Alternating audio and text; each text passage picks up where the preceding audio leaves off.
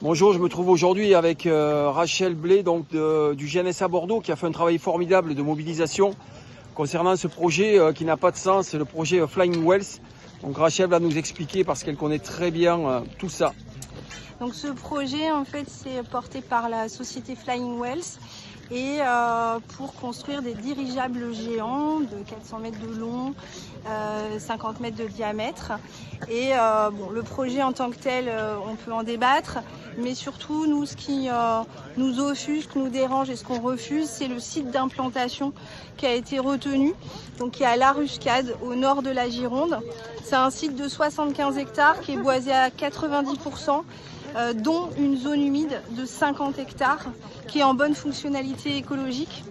Et ce projet, il a reçu 2 avis de l'autorité environnementale négatifs à 1 an d'écart, donc qui confirment que ce site n'est pas approprié pour avoir une destruction massive, et un avis négatif du Conseil national de protection de la nature, et également des réserves immenses de l'OFB concernant la compensation des milieux humides qui ne se compensent pas.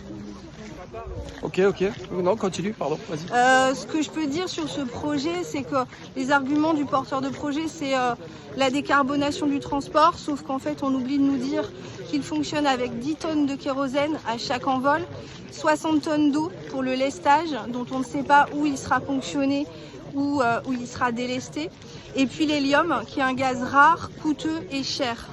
Donc ça, c'est un des premiers arguments. Donc la décarbonation, elle ne tient pas parce que effectivement, il y a besoin encore des énergies fossiles. Ensuite, l'autre argument qui est avancé par le porteur de projet, c'est bien évidemment l'emploi. On est sur un secteur géographique où il y a effectivement des besoins d'emploi, sauf qu'en fait, il y a un mensonge. On annonce 300 emplois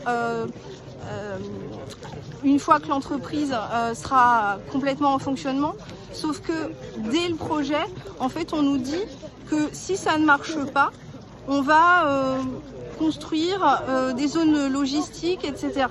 Et surtout, en fait, quand on étudie, en fait, il y a un cabinet d'études qui a étudié les prospectives d'emploi, on se rend compte que sur ces 300 emplois, il y en aurait 45 qui impacteraient réellement le territoire. Donc encore une fois, là, il y a un mensonge vis-à-vis de la population qui, on peut le comprendre, est en attente en fait de structures économiques et d'emplois.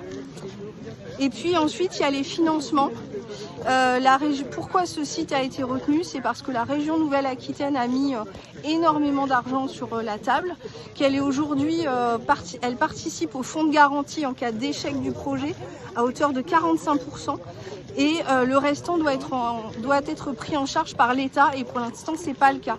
Donc il y a vraiment en fait un argent public qui est mis sur un projet qui est complètement hypothétique, puisqu'à l'heure d'aujourd'hui, il n'y a pas de prototype, qu'on a 2 exemples. En fait, le dernier, le plus récent, c'est en Allemagne, au début des années 2000, qui avait un peu ce projet qui a complètement coulé, et qu'en fait, il y a tellement d'interrogations, d'incertitudes, qu'on ne comprend pas pourquoi on met autant d'argent sur un projet hypothétique, et surtout pourquoi, parce que ça c'est une réalité, ils ont aujourd'hui les autorisations environnementales pour détruire le vivant, la biodiversité.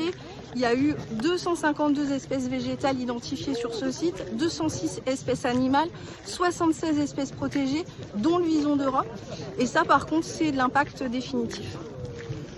Voilà, je pense que c'est clair, je pense qu'il n'y a pas grand chose à rajouter. La vidéo elle est un petit peu longue, on est désolé, mais c'était important de la faire, c'était important de vous dire tout ça. Donc là, il y a une grosse mobilisation aujourd'hui, donc ça c'est important. Les gens sont en train de se réveiller sur le territoire, et on va continuer à vous tenir informés, et surtout abonnez-vous à la page du GNSA Bordeaux pour suivre un petit peu toute cette mobilisation. Merci, bonne journée à tous et à toutes, au revoir.